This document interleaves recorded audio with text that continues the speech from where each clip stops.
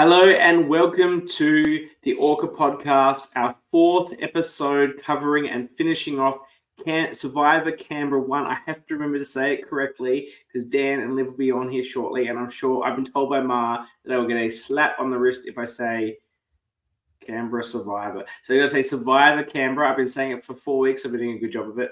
We're finishing off our coverage on Canberra Survivor, the third season that we've been covering in the ORCA countdown. And then, as you know, if you've been watching, next, and I don't know if it's going to be this month, I might have a slight break over the Christmas period, but sometime we'll be starting, and you'll see when we announce it, the fourth season that we're covering, Backyard Survivor Exile, season 3 there. So you still got some time to binge it if you haven't before we start our coverage. And then after that, I've decided it will be appropriate to start the countdown. We've had 4 seasons at the bottom that we've looked at that didn't make the top 7, but I don't think anyone from Melbourne Survivor is going to be bothered that, you know, that's where season 1 was. And it's great as this season has been in terms of the votes and what was done. Canberra have gone on to do bigger and better things, and I know we'll see them later in the countdown, so I'm sure there won't be an offense, and same for Backyard. So we'll start the countdown for real, but I'll be announcing what came seventh sometime during the Exile coverage. So it's the final part of our show. It's been an excellent 4 weeks of coverage. I want to thank Jules for the deep dive we did the first week. I want to thank Jeremy for coming on and doing a full deep dive of his game and everything about it and his fantastic win. And Ma, of course, the winner of Canberra 2, joined me for that and gave her wonderful insights to such a strong winner. And then the tea party, the best tea party we've done 3, so, you know, there's more to come. But Annabelle's hot tea show with Dom, Hoppo, and Ash was fantastic.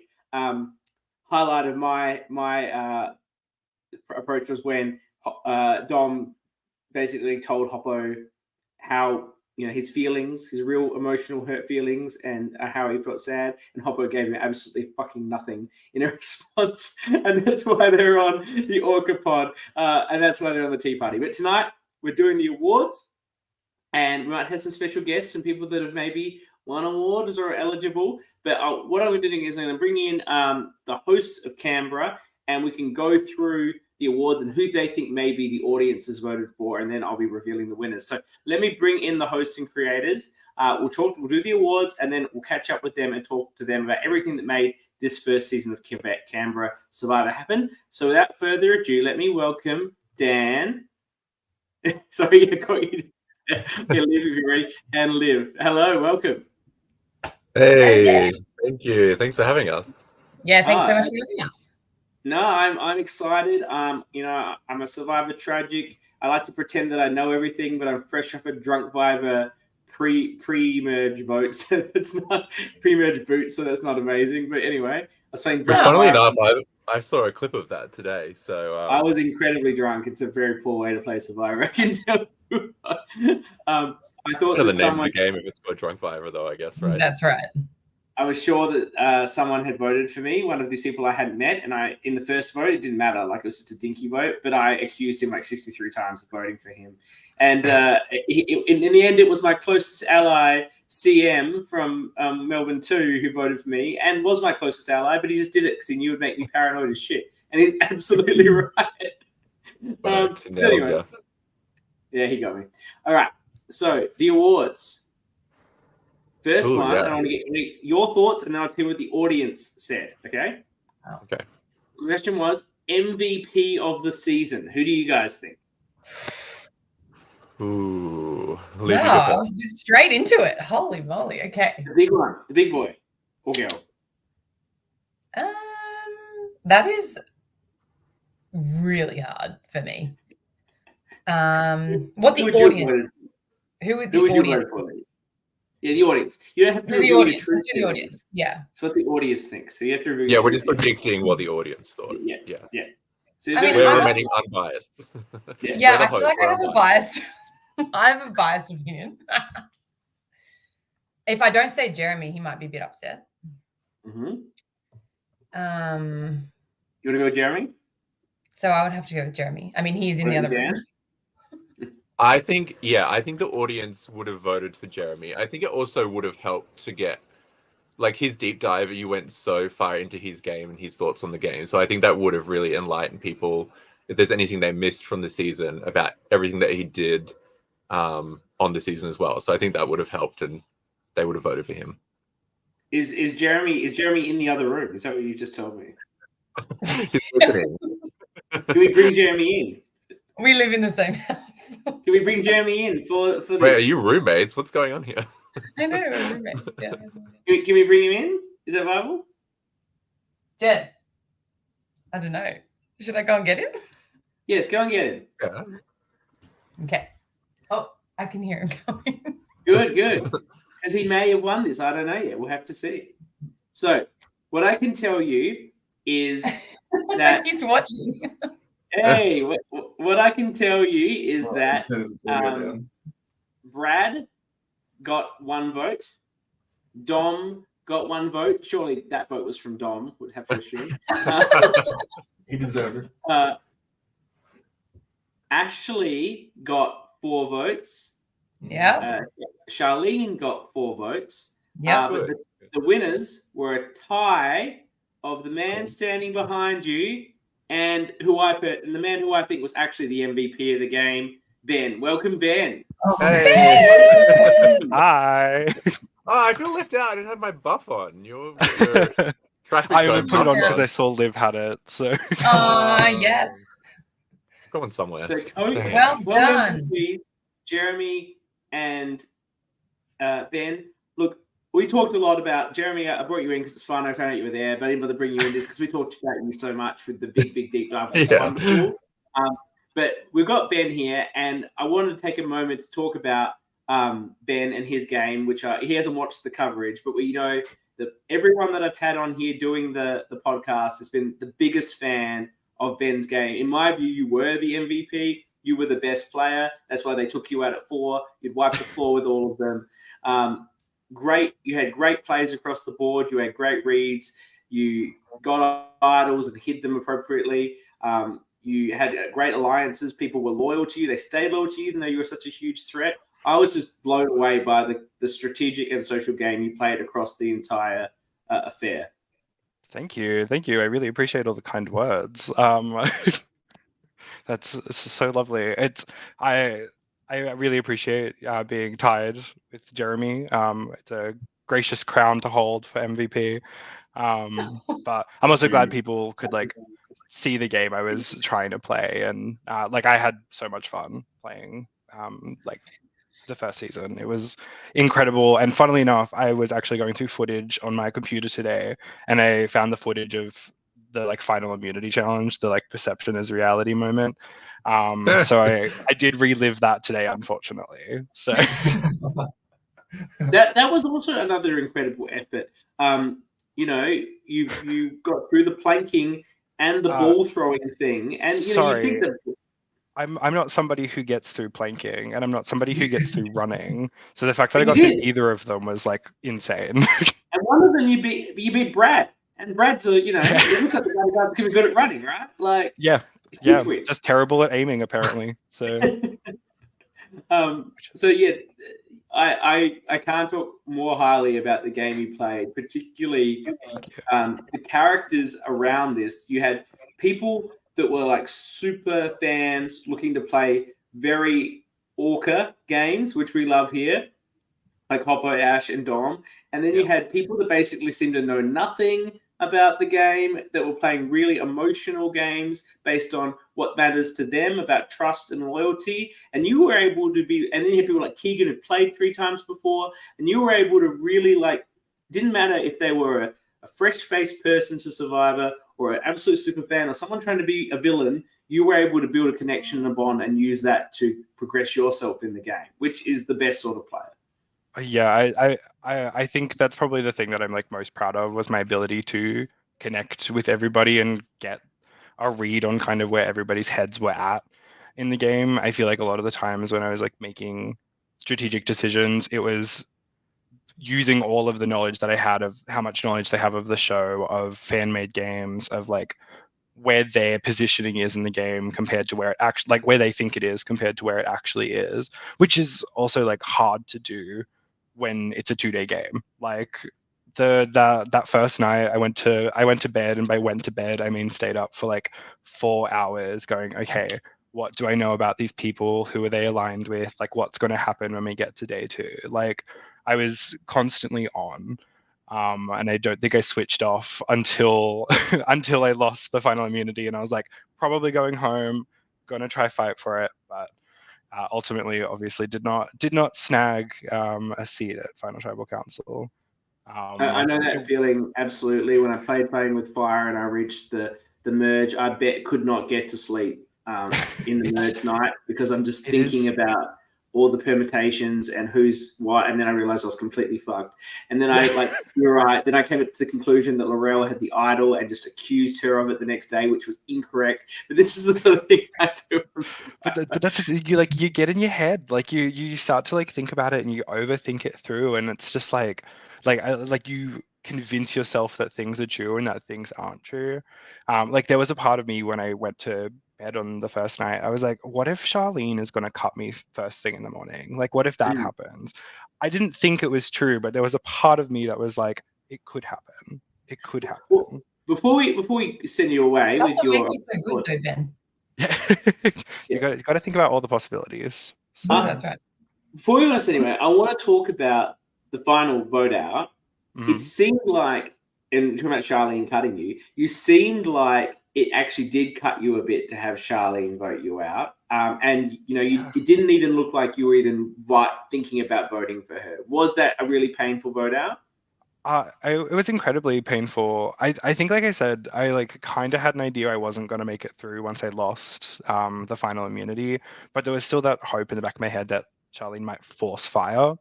And I was that was kind of like the last little piece of hope that I was holding on to. And I think it was a throwaway. We've talked about it before, Charlene and I, but it was like a throwaway comment at Tribal Council that she made that I went, oh no, she's voting me. Like I'm going home here. And it hurts purely because so close to the end, somebody that I've been like so loyal to the entire time, like it hurts. It sucks. But I think because of how quickly the turnover is from like immunity challenge, then into a little bit of strategy, vote out, and then like I was maybe talking to jury members for like I wasn't talking to people for a long time, so I was still the freshest in the jury. I was still sitting in my feelings, and I look back at it now and like I wish that I voted for Charlene, because she did play a phenomenal game, and like she played me in the end. Like it was really well done. But at the time I was just so hurt because I was like, damn it. Like we said in the coverage before, when we did the catch up with Jeremy and talked about how great Jeremy's game was. And what I loved about Jeremy's game, to recap, was I think his Tribal Council is one of the best that we've ever seen in LRG, and I think you'll struggle to see anyone in this community play a Final Tribal Council so well. And because what Brad was expected to be sort of the winner, and he sort of gave this is what I'm saying, and he had it all planned out, and he just read from the script. It was fine. But Jeremy came in and reacted to everyone's responses perfectly and sort of gave them the answer they were looking for, but with something that was genuine based on the way he had played, and that's how you do a great Final Tribal Council. Charlene had a great game, but seemed to not have any idea she had a great game, and therefore managed to completely undersell herself. And I felt that her only chance was if you believed, if you decided to spruik to those guys. Now, Charlene's really great because of X, Y, Z, then she might have had a chance, but I felt she needed you for that. I feel like if it was like a regular Survivor and like I had the like 24-hour turnover period to like sit and think about it, I probably would have been like campaigning so hard for Charlene on that jury. But purely because of how small that like turnover rate is, I was still just so in my feelings. But I could look back on it in like retrospect and be like, no, she played a phenomenal game, and I am very sad that she didn't get a vote, because she deserved at least one vote, if not several more, for the game that she played. Not to take anything from Jeremy. So but if she gets a vote, then we don't get the Ghost Island finish, which was the most iconic perfect finish for this season. And she got the final say with that wonderful vote out where she says, these she didn't say this, it's me paraphrasing, but these motherfuckers don't care about loyalty and honesty, but I do, and now it's my vote that counts, and that's where I'm voting, I remember afterwards, Dan was talking about it, and he's like, Charlene's speech when she gives that final vote is phenomenal, and I cannot wait for people to like experience that once it happens.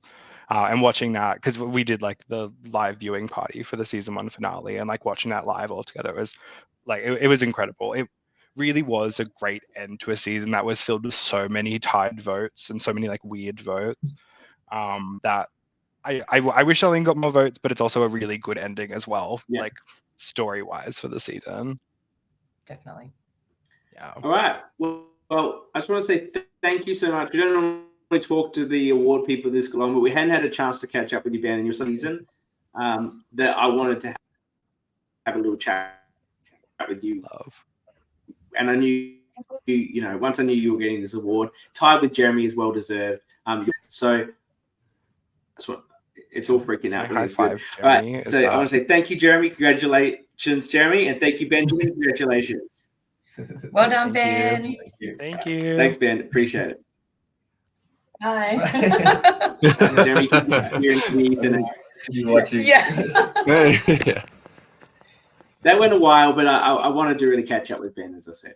All right. So now we have the Annabelle Award. Yeah, it is very good. The Annabelle Award for the best pre-merge boot.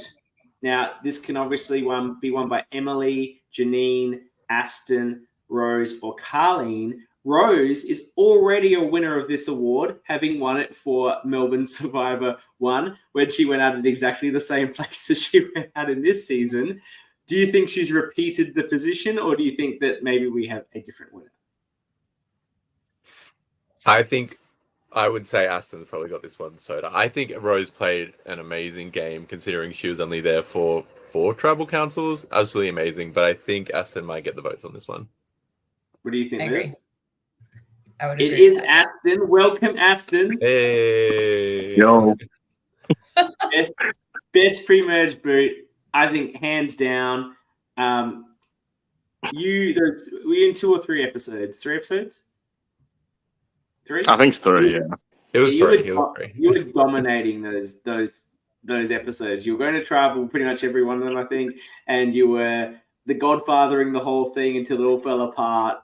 I think, as I'm sure, look, this is my view as a viewer, and I think Dan and Liv would have views as a creator, but I think you actually hold the season on your shoulders a bit for those first 2 episodes, because you're the most interesting storyteller who's trying to do quite dynamic things, as opposed to just go with the numbers or whatever, which tends to be how people play. Because particularly for first-time players, everyone wants to make it far, and everyone knows to play good Survivor, you shouldn't be big at the start.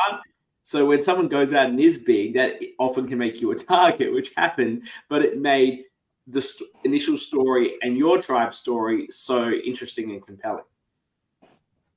Yeah. So I just didn't want to be one of those people that sits around, does nothing, and then ends up backed in the corner. I just wanted to, if I was going to go out, I wanted everyone to have a reason to vote me out, if that makes sense.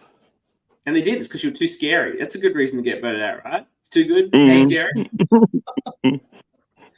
Well, before I let you go, you are also eligible for the next award. Everyone's eligible. Well, not everyone's eligible. This is which one-time player would you like to see again? So you're eligible for this. And this is obviously only current 2 seasons that have aired. I don't know who or what is in other things, but for the reasons that have said, the people that couldn't be voted for this obviously were Keegan, Rosemary, Emily. Yeah, I think those 3. They were the ones that were ineligible. So, Dan, Liv, who do you think the fans? There's a bit of a spread here. Who do you think the fans would like to see play again? I'm thinking Ben for this one. Yeah, we're talking over the whole. Yeah. Cast. Yeah. Ben? I'm going to say there's got to be a vote for Dom in there. There's one vote for Dom in there. Yeah, Dom's actually got 15%, and Ben has 15%. But there's actually people with more votes. There's actually a tie at 25%, and that is Charlene and Aston. Hey, what is that? Yeah. The fans want here, to obviously, win, right? and look, the fans here. Madison was very excited you won that prior award. The OG Orca, the show the player this show is named after, James the Orca Wolf, says, calls you the OG Canberra Survivor villain. So obviously you're a popular man, and I know you've been following our show and commenting weekly. So I was so excited that you've won these awards and to get you on and to give you the real kudos you deserve. Now, you get me saying you're great, and that's probably worth like 80% goodness, but an award's good too, right? I'll take it. Well, hopefully we get to see you play again one day. The audience absolutely wants to see it. So I just want to say thank you for joining and for jumping in, make yourself available, and we'll move on with the awards. So well done, Aston, on those 2 awards. See you in the comment section. Thank you. Okay, so just now we have... Great choices on those ones, by the way. Like, I think the viewers have nailed it on like which players have really good potential. Like Aston, obviously, people could see his potential and what he can do in the game. And Charlene played an amazing game. Maybe didn't have the best final trouble council, but they could see what she was capable of as well, obviously. Yeah, absolutely. The next vote was, is this season too low or just right in the rankings? Too low means it should be in the top 5. Oh, too low. Come on. What are you talking about? Well, no reason to be biased here, but too low. Come on. I can tell you that too low won. So Hey. the fans were broken. Where were they when they were voting for with the actual seasons? But anyway, Right. So I'll go through. Okay, on a scale of 1 to 11, 1 being the best, where would you rank and you have to watch the other ones, but otherwise just give me a number. Where would you rank Jeremy's game compared to that of the other 10 LRG winners? Okay. I want to say I've watched about 7 or maybe 7 of them. I would rate him like maybe 2nd or 3rd, maybe. What do you think? I've only watched a couple, so I'll have to go with you, Dan. Maybe I'll go 3rd. Yeah, it's hard for me to rank this year because I've only got 3 ranks. I did them, but my personal rank for Jeremy is 3rd. That's my personal rank. And out of the 11. Out of the 11? Yeah. And we've currently got the fans voting. They gave Toby a 6.33, so they think he's better than Toby. Though most people have, unless you watch the coverage, you don't know Toby's game because it's only 40 minutes on. Yeah. But if you talk to him, watch that coverage, it's actually a pretty impressive game. But people at this stage rank Sally's game in Backyard 1 over Jeremy by 0.2. I don't really see that, but who am I to question democracy? Yeah.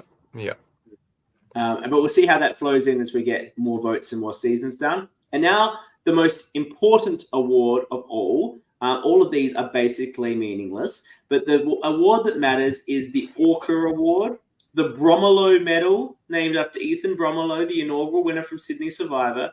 Now, the fans do get to vote for this, and I take the fans' votes, and they get a 3-2-1. But really, they just get a 3-2-1 that goes with all the ORCA councils 3-2-1, because it's more of an oligarchy of ORCAs, less of a democracy on this award.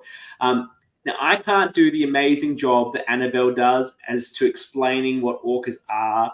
It's pretty spectacular when she does it. And sadly, she has another podcast commitment tonight. She has many podcast commitments now that she's a real reality TV star. She's a celebrity now, of course. She's now a celebrity. She's got a real podcast, like actually appearing on RHAP instead of my orca thing.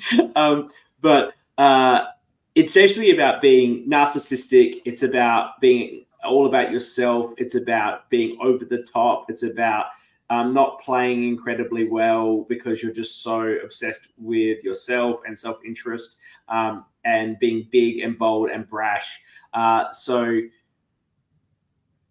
the ultimate votes for this, Ben got actually a vote. I guess people thought he was a little bit ORCA. I can see it. This is from the Okay. ORCA Council. I'm combining the ORCA Council with the actual the votes, the 3-2-1 that the crowd gave. Hoppo got 3. I can see it. Isaac got 6 votes. A lot of people love the hungover didn't show up to the next day behavior for an ORCA. Just doesn't give a shit. I know you like to believe he had COVID, Dan, but I've never met a single person on this cast that thinks that way besides you. Too nice, Alex, obviously. Alex, for one of her episode titles, someone said, but equally also like the disgusting remarks are just absolutely incredible of how disgusted she was by Dom and his shirt taking off moment, which is the highlight of the season. Ash got 5 votes, but in a real runaway here, I don't think it's any surprise that Dom is the ORCA of the season. He joins Kevin from Melbourne 1, Ethan Bromilow, the original winner, and from Backyard 1, he joins Matt, who was voted out very early and was salty as F about basically everything about the game. He kept complaining about the rules and they had the rules wrong, and that wasn't his fault. Just very salty. He was able to win Backyard 1's award, but Dom, I think, is a clear winner here. Now, Dom could be available because he's with his nieces and nephews or something, but he has prepared a video. If you just give me Oh, no. one second.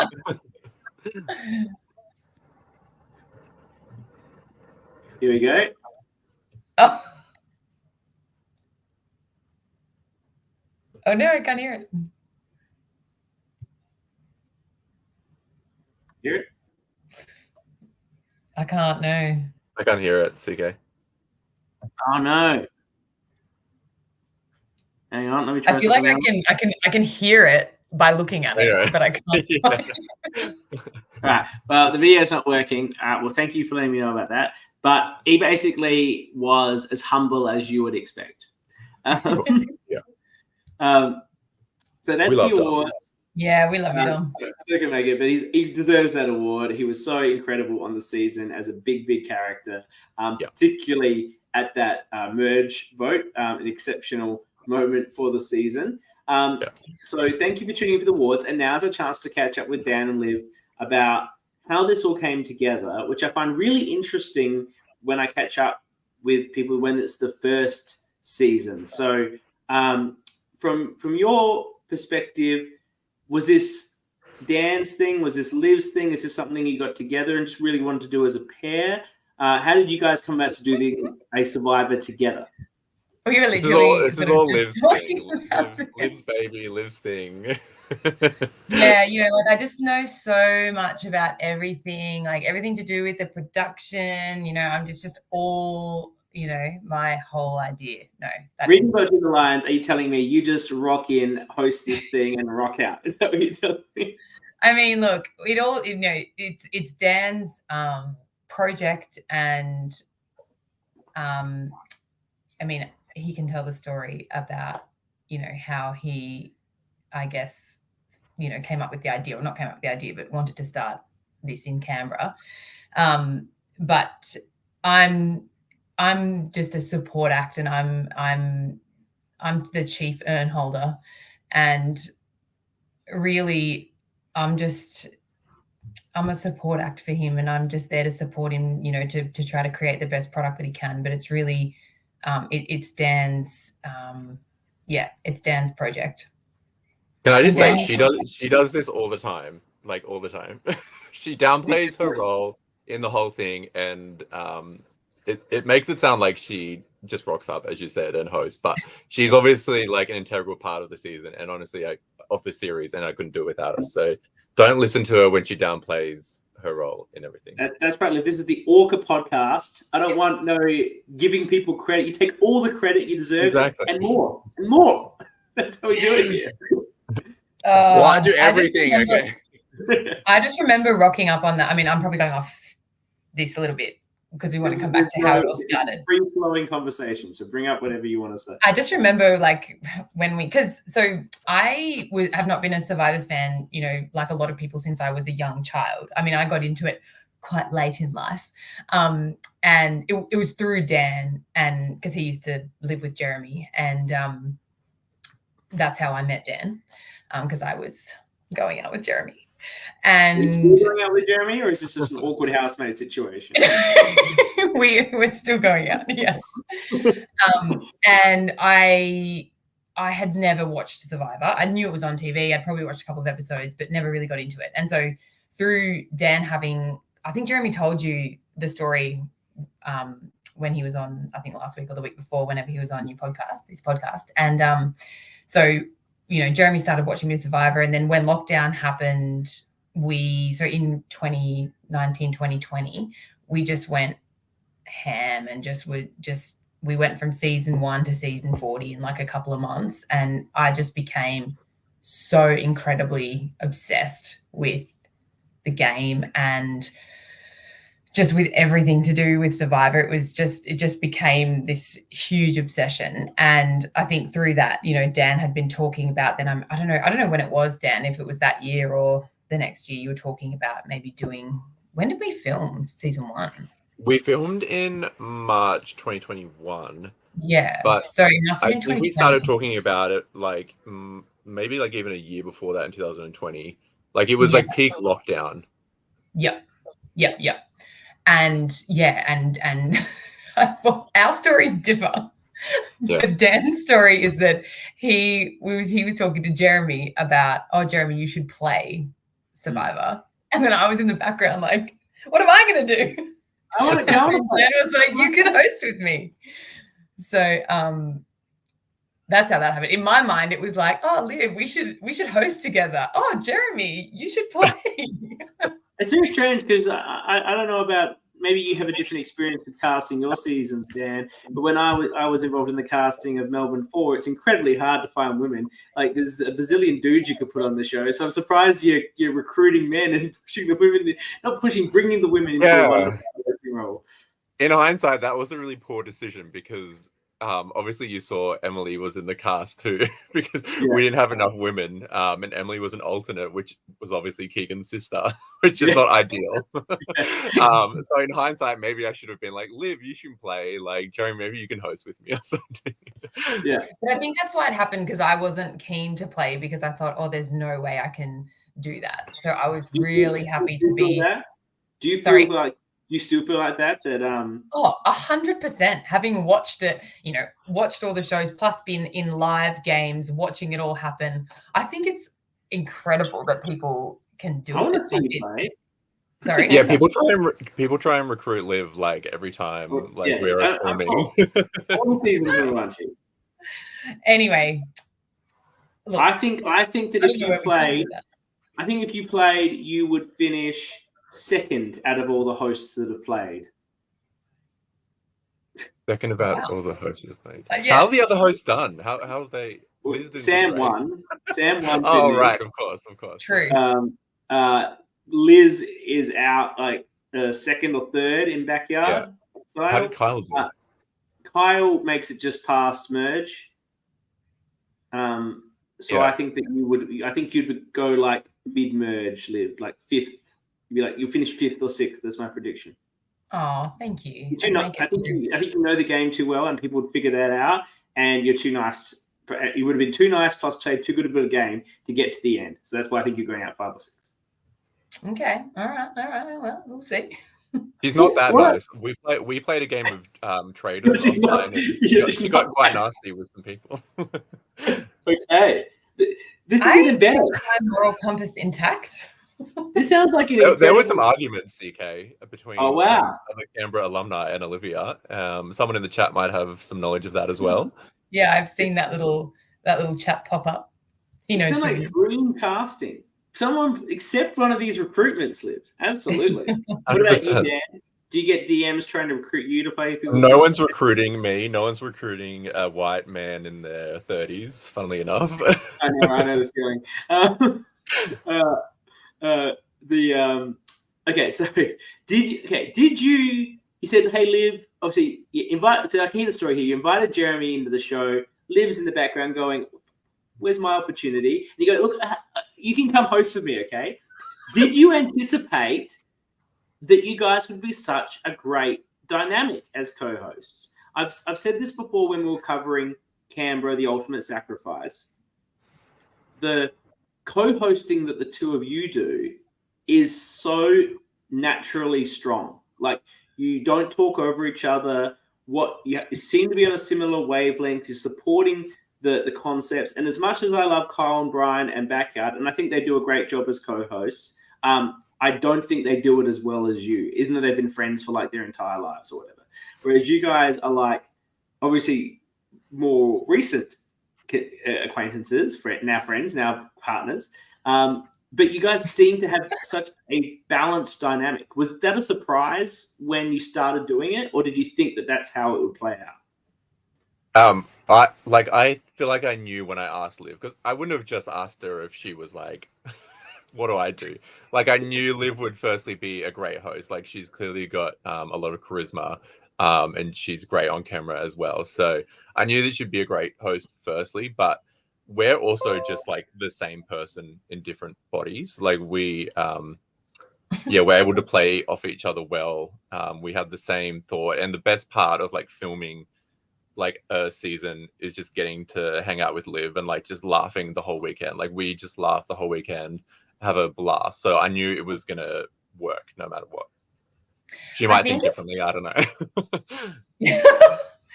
I reckon it works well because Dan is so expert and I'm not.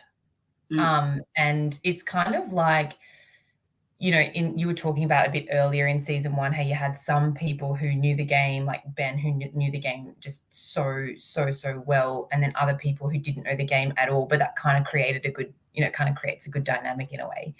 So I feel like it wouldn't maybe work as well if Dan and I were at the same level, maybe. I don't know. We just kind of have we offer different things maybe to the discussion, and it's I think I understand what you're saying. He does more of the survivorisms that are sort of ingrained to be there because you're sort of used to saying them. But then you provide your own dynamic, which is very positive. I think your tribal councils are very good, but I think particularly in Ultimate Sacrifice, and I know we're talking about season 1 here, but in Ultimate Sacrifice, your challenge commentaries together was very, very good. I think challenge commentary is probably the hardest thing to do as a host on one of these LRGs. I think it's the hardest thing that any of the Survivor hosts do. You could see Jonathan LaPaglia not be very good at it in his first season and how he's improved a lot. And obviously Jeff was not like that at the start and became a bit of a master at it. And then let's be real, as good as we try and make these challenges in the LRG, sometimes they're pretty basic activities. So to commentate them in a way that is interesting and exciting is very difficult. And I think the two of you provide a wonderful dynamic there that keeps it a bit more interesting. That is so interesting that you say that just quickly, because Dan, don't you reckon that's probably one of the only things we don't actually like discuss and stress about? Whereas all the other moments of that's so true. Like, we talk about the intro for weeks, like ad nauseum on, you know, before we start. And then we talk about, you know, what questions are we going to ask a tribal council? Like, what's the theme here? We never really talk that much about what we're going to say during the challenge or things like that. So that's just it's just kind of natural, I guess. Yeah, I think challenge commentary is improv. So this is how good you are at it, really. Yeah. You don't know what's going to happen.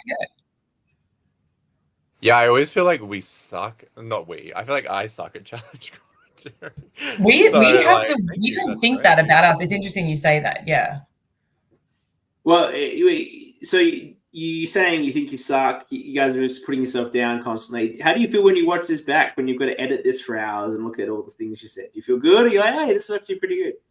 Yeah, Dan. For the first like week, I'm hating life. I'm like, I'm ugly. I sound stupid. Like, why did I say that? And after a while, I've watched each clip like 100 times, so I don't care anymore. Like, it is what it is. Like, I said what I said, and you know, I can edit out some stupid things I said, so that's great. I leave Liv's stupid comments in, and I edit mine out, obviously. So You can edit it out, but sometimes there's things that you got to leave in. But Yeah. I agree. After a bit of time, you realize, like, if you are editing something, then it's like, you're getting a bit close to it, but it's actually fine. Like, it's done well. Well, Dan, what inspired you to make your own Survivor LRG? Had you watched some Backyard? Had you watched Melbourne? What was your inspiration to do your own? Yeah, so I was actually watching, funnily enough, the next season that you're doing, Backyard Survivor Season 3. Andrew is on that season, and he was a big part of that season, obviously. And we were watching it together, and I was like, why don't we do one here? Like, we could do that. That'd be fun. And then that's when I was messaging some friends, Jeremy, Liv, and some other people. And then it did snowball from there. People were like, yeah, that would be fun. Let's do that. And all of a sudden, it was a thing that people were expecting to happen. And I was like, oh, shit, like, we've actually got to do this now because people are expecting it to happen. And we had no idea what we were doing. Like, we turned up on that weekend. Like, just thinking people would be in for a laugh, honestly. And, like, when that happened, when that first tribal council happened, as you saw it play out, which was so wild, and everyone was taking it so seriously. We're like, oh, people are actually taking this seriously. This is great. Now we have to take it seriously. Oh my God, we haven't planned for this. Yeah, we were like, oh, okay, I guess, like, we have to be more serious now. No, but yeah, like, it definitely just snowballed from there. And then season 1 was so fun. Like, it was just fun, even with all of the rain that we had and all of the trouble with the weather we had. It was a lot of fun, and the players were amazing. So yeah, then we continued to do it, and it's obviously grown from there into something completely different. Were you watching Backyard Exile because Andrew was on it, and you obviously friends with Andrew? Andrew was the one that recommended for me to watch it because he was on that season. And then I remember watching the first season, the Backyard Survivor Season 1. I think at the same time as we were watching Season 3, I was sort of watching them simultaneously. And I just thought it was the coolest thing, what Brian and Kyle were doing. Like, it was just that really wholesome Survivor experience. Like, everyone was just having fun. Everyone was, living out their dream of, like, playing Survivor that, like, not many people get to do. And in Australia, like, not many normal people get to do. And it was like, we could give that experience to people here as well. Just not knowing people would take it so seriously. Well, I know that a big crew of people that were creating, and I think Laurel was there too, that were creating Melbourne 3 Playing with Fire, the season that I was on. I think it was only a week or 2 weeks after you filmed. And I think that Liz was there, Liam, Liz's husband, who was on Melbourne 2 and is part of the crew. I think JP might have been there. JP wasn't at the first one. Liz, Liam, Laurel. Anyone else from Melbourne? I that might be someone. But how did they come? That they had their own one only a week or 2 away, which is mad preparation time. That they've come up to Canberra for the weekend to help you out. How did you meet those people? What made them come and want to help you out for your season? So I had been getting a lot of advice from Liz in the lead up to the season because it was during that really heavy COVID time. So it actually from planning or coming up with the idea of doing it to actually filming the season was about a year, just because with COVID it kept getting delayed and whatnot. So I was talking to Liz, and I knew Liz from, at the time there were like online games, like a lot of online minis that were being played during COVID. So I knew Liz from that, and she really helped with a lot of advice about just things that, waivers and, filming and audio and whatnot. So she was such a great resource to go to for me, just to get, advice on what to expect and what to actually do. And then I can't remember if I knew Laurel already as well. So Liz has flagged that Marty also crewed, but I don't think any particular franchise can lay claim to Matt C or Marty, as people call him, because he is the absolute crew god who goes around this country crewing everybody season. Oh my gosh, I remember that weekend. Like, I can't tell you how miserable the weather was. Like, it was so bad.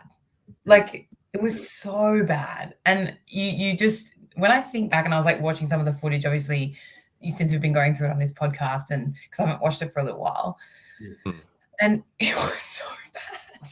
And I remember seeing Matt, and he was in his big trench coat, in his big Raiders trench coat. Yeah. But wearing shorts.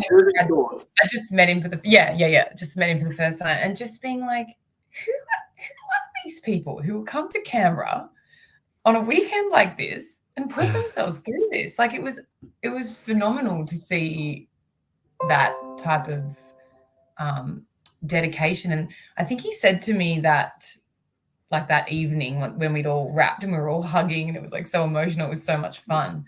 And he was like, he said something like, you know, once you get kind of bit with the survivor bug, you just love it and you just can't stop and you just sort of keep going. And I sort of have never forgotten him talking to me that night, and just what that meant, and what the start of, you know, what that season kind of meant for, you know, Survivor Canberra. It was just, and the creation of your community. Like, every show has their own community, but then they all sort of smush into one big community that everyone is so positive about. And it is a very positive community, which I think is really exciting. You know these people, even though sometimes you haven't met them in person. Like at Drunk Fiver, for Tara's birthday on Saturday, I just happened to be in Melbourne, so I did this 2.5 hour drive down there, and I'm there with you know, Matt P from Sydney, and who I drove down with because I met him when he crewed Melbourne 4, and Jules, who played on Melbourne 4, who I did this podcast with, and then like CM, who I haven't seen since he crewed playing with Fire, but like I've played online with him, I've chatted with him online. Marty, I've seen a lot. I met Kyle for the first time there, but, you know, it feels like I know him from watching him and doing these interviews. Like, it's really like, you know these people even though you don't know them, and you don't need to see each other like every day to have this community. You can see them occasionally, and it's still, we all love the same thing, and we all want to we love Survivor, and we want to create these experiences for people where they can have a chance to have a game. I want to now ask you slightly about casting, because Keegan's shown up going about the weather.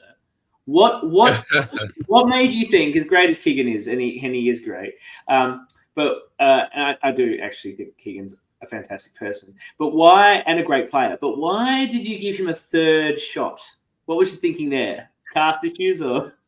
Do you know what? No, we actually had a fair few men apply. The actual thing that I can remember thinking is that Keegan's going to add legitimacy to the season, like as a, you know, someone that's entrenched in the community and is known as a good player. I was like, he's going to give the season a shot in the arm regardless. Like, people might actually take this a little bit seriously, seeing Keegan here. That was like that was actually my thinking when we cast Keegan. Yeah, I think that's actually what it did. I think Keegan is like the Colby Donaldson of the LIC community in all ways, and I think that he brings that like star power. Certainly after the game that he played in Yards Apart, which was an incredibly strong game.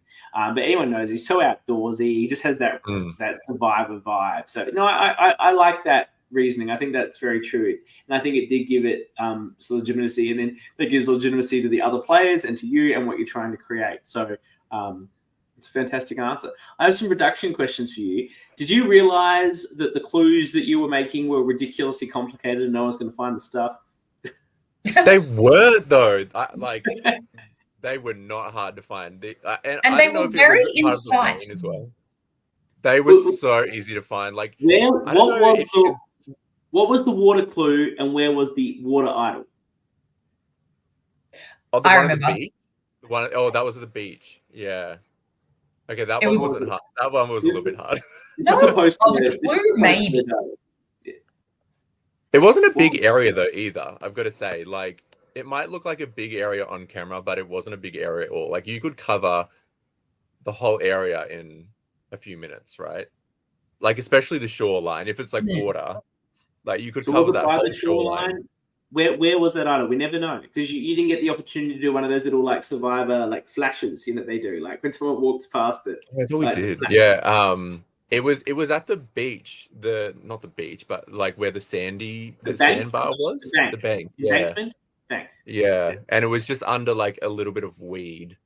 But not that difficult to find. I think when there's one scene where Brad runs over there and he When runs you right mean when past it. Keegan pushed him over? Yeah, after that, just after that. After that. He literally walked past it. But I think the rain probably didn't help either. Like people didn't get a chance to expand too much. But these idol clues or idols weren't that hard to find, I promise. I just remember the clue Alex read out, and I'm like, that doesn't make any sense to me. And then somehow she found it, but we didn't see her finding it. That was sort of the surprise at Tribal. And equally the one that Ben got at, was it Ben? Yeah, at the swap about the tree and the bark. He didn't find that either. So I think that one was something about like high up in like a white tree or something. Yeah. And there was probably like 5 white trees in that whole site or at their camp. So I think these people just are a little bit blind and they need to get their eyes checked. So. Keegan has said that it was very obvious if you went near it, but he also hilariously has said that he thought he got on because he made an awesome video. Sorry. No, I mean, that too. Well, but maybe it's hard as well. Oh, sorry. No, you say, Liv. I was just thinking, you know, I think Ben touched on this when he was on before, that it is it is a really condensed game, right? And we even shortened, like we've lengthened the time frame now in the, you know, later series sort of thing. And whereas we sort of kept it pretty short, I think, in season 1, just because we sort of didn't know what we were doing. We were like, oh, we better get out of here before it's dark, and we didn't have lights. And so you do kind of, we had to hurry people along and hurry things along. So, you know, do you search for an idol or do you sort of talk to people, or, you know, I guess there's so much going through your head. I can see why you'd be like, oh, I can't find this idol. Like I'm gonna keep going. Yeah, look, you know, the only time that I spent, you know, a long time looking for an idol was when I knew I was going. Like, and I know I'm copping the votes here, so I might as well spend this whole time looking. But otherwise, you're right. You don't really have that opportunity to look in an in-depth way. More production questions I have you. Ash once told me that it was always the plan to send them to hotels or wherever they were staying, their home on the night. And some people have said, though, during the interviews here that, no, there was a camping plan, but it was too wet. What's the actual story here? Which was the truth? So there was a campsite about 5 to 10 minutes away, which they were all meant to camp at. But that was like on lower ground than where we were, and it literally got washed out from the river that you can see in the show. And there was so much rain, we thought, you know, it's not safe. Let's just get them into the city, into the YHA. But they were meant to camp. Yeah. Like those waivers did not cover washout from the river. Those waivers drowning. Yeah. What was the thinking about, or did that drive the decision to have them merge at the start of the second day, or was that always the intent? Because I think in season 2, you merged them before the at the end of the first day, so they have the night if they want to do something, and other seasons have done it that way as well. Was there a thinking on that, or was that just sort of what occurred? I think for me, and my memory is hazy on this one. Yeah. But I think the idea was that we would stop filming because it was really pouring down really heavily at the end of day 1. You can see in Carlene's tribal council that it was really coming down, bucketing. Yeah. And we thought, let's just stop filming now. Like, it's getting dark. We could have filmed the merge then, but it was so wet that it would have been hard to film anything. And there was a hope that we would wake up the next day and it would be sunny and nice. And then I remember like opening the blinds the next morning and it was coming down just as heavily, and it was like, well, fuck. Anyway. I remember we spoke on the phone, Dan, at like 5 a.m. and I was like, do you reckon anyone's going to come? It is so wet. Like 9 people came. People will not turn up. Well, we're doing that now. This is the third. Okay, so you say on the thing that Isaac wasn't feeling well and it was a COVID thing, and I saw that on the episode. I'm like, oh, poor Isaac. I'm like, he's sick, and then it said in these times of COVID. I'm like, oh yeah, I remember COVID now. Yes, that's very responsible of him to give up his spot in the game to make sure no one else gets sick. And then everyone who's come on this podcast is sure that he just went to some party and just woke up and was like, nah, can't be effed. These people are too cynical. You have to believe. Yeah. Well, honestly, all I know is what Isaac's told me, right? And like, I am one of those people that if people tell me something, but then if they come back a few weeks later, which he did, and he backed up the story with the same thing. He did go to a party that night. That's the truth. But he said he woke up the next day feeling sick. And he also didn't want to get other people sick. So that's the story that he maintained weeks later. So that, I choose to believe him, as I said to you, CK. Whether it's the actual truth or not, I don't know. People lie all the time. He kind of helped us, to be honest. and he could have got sick from drinking too much. Like, that's also possible. Yeah, that is possible. And look, let's be fair to Isaac. He did us all an incredible favor because he's there. The merge vote is less interesting because the Reds just have stronger numbers. And then we don't get the Ghost Island finish. So the most iconic moments of this season resulted from this 9-person merge. And look, I can go two ways how he would have played, because he seemed like someone who didn't know that game that well and might have just been a number. But then again, he was aligned with Ash and voted for her and then just told her about it. So he could have been doing all sorts of chaotic things at the merge also. Yeah. I don't know if he would have been good or bad, but he did do us a service. Now, while we're talking about the production decisions related to the infamous merge vote, and Jules and I went to some detail about our opinion on this. Why did you decide to break from set down established Survivor rules and remove Brad's second vote on the revote? I honestly think I just thought that's how it worked. Like, and I think the actual advantage was just a parchment. Like the parchment came in the package. Yeah. And I think it was like, you can use this parchment to have an extra vote. So it wasn't like an extra vote where you, like in the Survivor traditional rules, it was just like an extra parchment to use at any stage. And that's what I'm sure we put the parchment in there in the actual package thing. And that was just he was free to use that at any stage. But I also don't think I really was that clear on the rules either. Well, look, I'll tell you, number one, Survivor does the extra parchment thing too, but I think they would just give them another parchment at that point. Right. And two, this is not a rule that's that clear, because I don't think it's ever actually happened, but it's been clarified on a number of like Survivor podcasts about times when it almost happened, and then like Rob Sesternino's talking to the contestant and they're like, what would have happened? And he's like, well, production said to me that I would have had a second. So there's it's not something that's actually super clear. And it's definitely something that's come up in the community after that season was filmed as well. And like after seeing that, I'm like, well, that makes a lot of sense. Like, and if I had seen the discourse around it before that, I probably would have done that, and it would have made for a more interesting vote as well. Except Dom doesn't get voted out there, and then it's maybe not as interesting.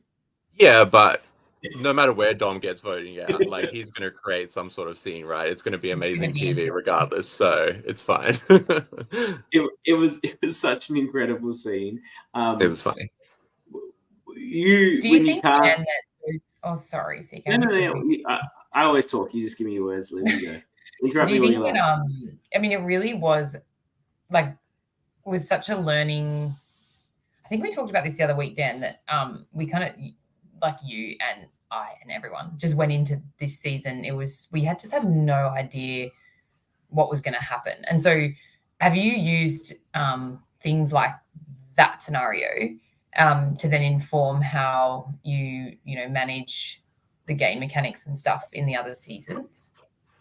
Do you know what it is though as well? Because I've been talking to this about the people that I come up with, like do the game mechanics with now. Like I didn't really have anyone to bounce ideas off then as well, or to bounce game mechanics off there.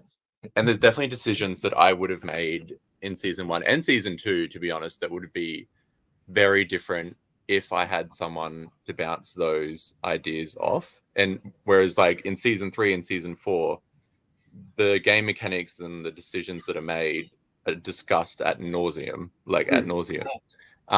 And like I think that has helped definitely. But in season 1, like it maybe if I had someone to bounce those ideas off, it would have been better as far as those decisions being made. I think you're absolutely right. People have an idea, this is a great idea, what a great twist. And then you do need people to sort of like, well, what about X, or how's that going to interact with Y? Like Dan, is not just hosting and running this amazing one with Liv, came and helped crew Melbourne Survivor 4, which is yet to air. But as Dan knows from being there was quite a lot of intricate twists going on. And that was hours of debate between myself, John Lou, JP and Vince, like about, on a video call, this is my idea. And they're like, no, that's stupid. Or how's this going to work? How's that going to work? There's, you have to have that to really tease through the working out. So I can appreciate that, you're trying to throw everything together here and you just sort of, there's so much organization and you probably didn't have the crew to delegate different things to. Yeah, and you need someone to play devil's advocate and look at what, with every twist or with every advantage, what's the worst case scenario, or what's every scenario that can come from this. And that's what we do now, and that's probably what you would do as well, CK. Like what scenarios can come from this, and are they scenarios that we would like to have, or are they going to be bad for this season? Are they going to be good for the season? And then decide if we should go ahead with it or not. Obviously, yeah. I'd say Mel's here, and she's excited to see you live on the show. But Mel, we need to have words. Mel burned me in drunk Viber on the Tide vote. Mel's very experienced at drinking, so she probably would have rocked that season, I'm sure.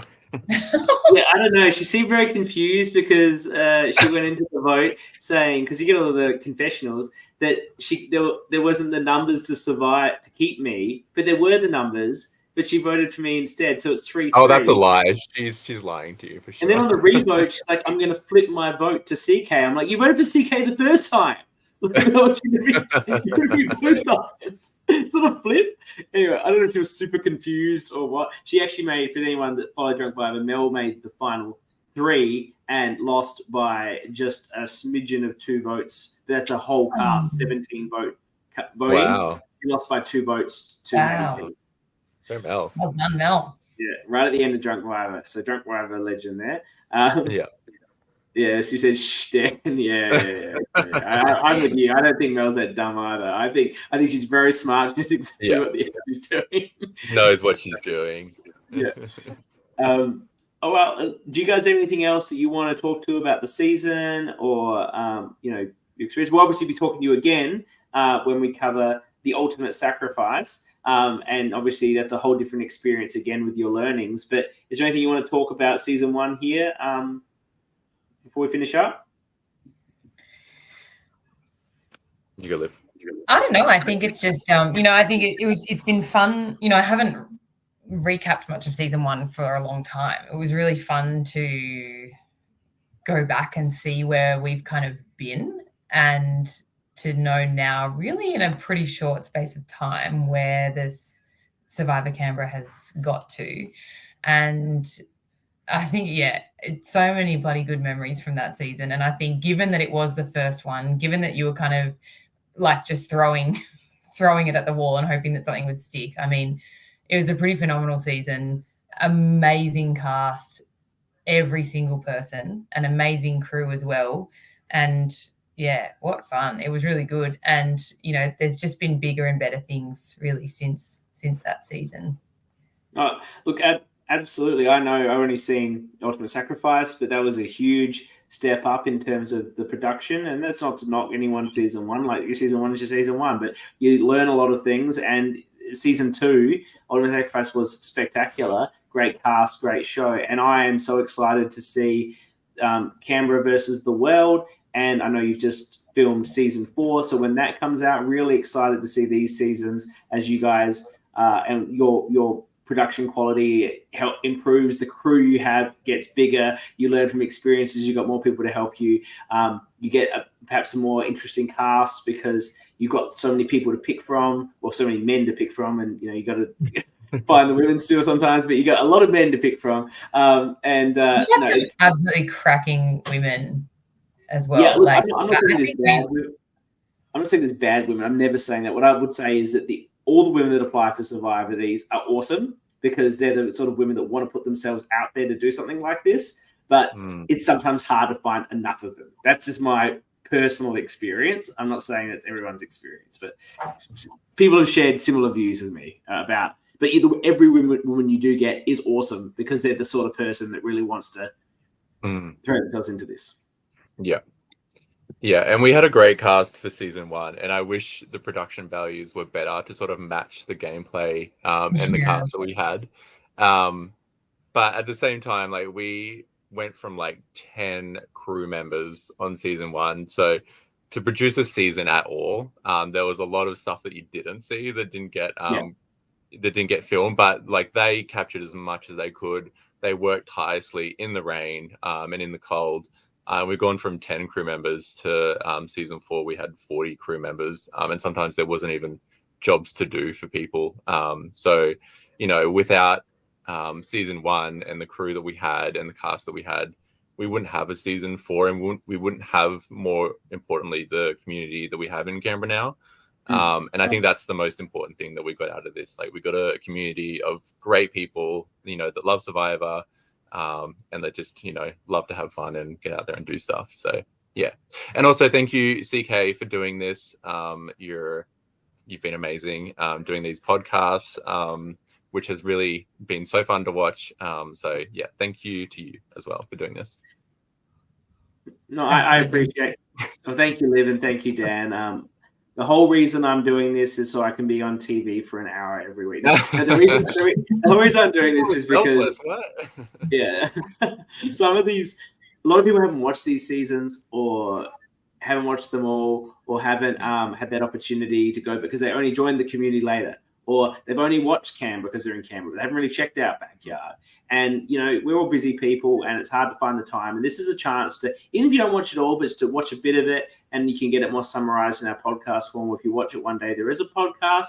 I want to bring people that are in the community that haven't been part of the community for the whole period to get that chance to get that exposure. But I also wanted to have that opportunity with people that were on the season, because I know you guys have your own podcast that you do with Milo, and some things do that. And Backyard had a little bit of coverage on this live reality games, but not heaps.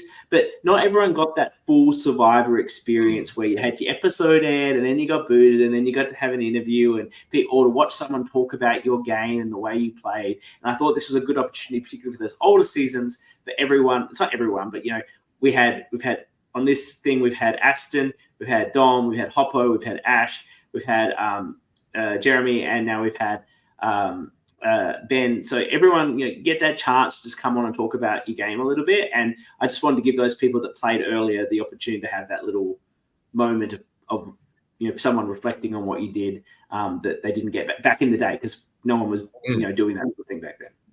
And even from the season as well, like there were rounds where people maybe got skipped in confessionals because maybe they weren't a part of the main storyline, or there just wasn't enough time. So some of those people may have not been able to explain their games on camera as well as they maybe could have.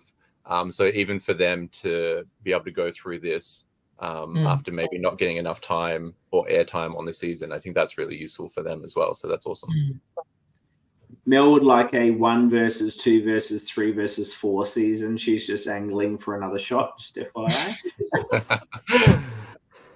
And the ORCA of the season wants to know who's coming back for All Stars. He really just wants to hear one name, and that's his own. But yeah, that'd be. And I is there any- believe Liv's taking care of the cast for All Stars. I'm sort of taking a step back from Are casting. you doing an All Stars? Are you doing an All Stars? Yeah, look, I've never made it a secret. We would like to do 6. Well, I would like to do 6 seasons. I would like to do 6 seasons. I would like to do a newbie season 5, and finish with an All Stars on season 6. And then you're finishing. Yeah, I think so. Yeah.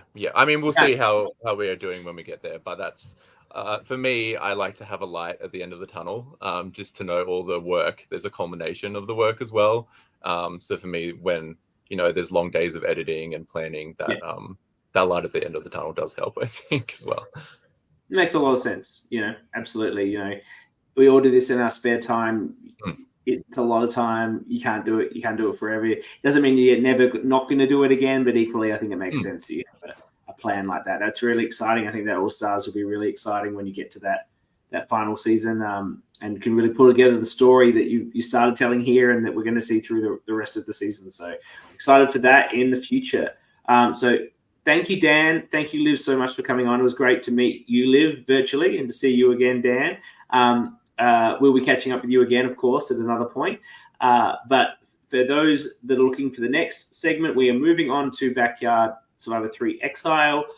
I think that if I can binge it, which I'll try to, we might have the season recap before Christmas, and then some of the extra activity with it after Christmas, and then in January. And then from February, I want to roll into the sort of top 7 as we count them down. And I know, I think there's a really good 7 coming in, and I'm really looking forward to. I don't actually finished Exile, so I'm looking forward to watching that now. I actually hadn't finished this season, as Dan knows, and I've never finished Brisbane actually either. So there's a few of these seasons that I haven't watched before, just because there was so much going on with different. A lot of content.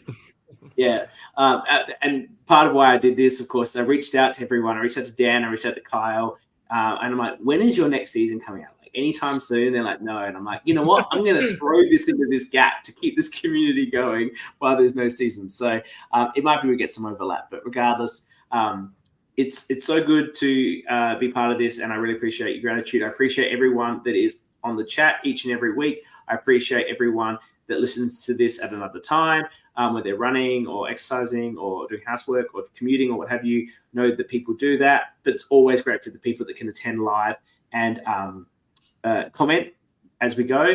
Mel loves that when she's doing it. She didn't love enough to not vote for me, but she loves that we're doing it anyway.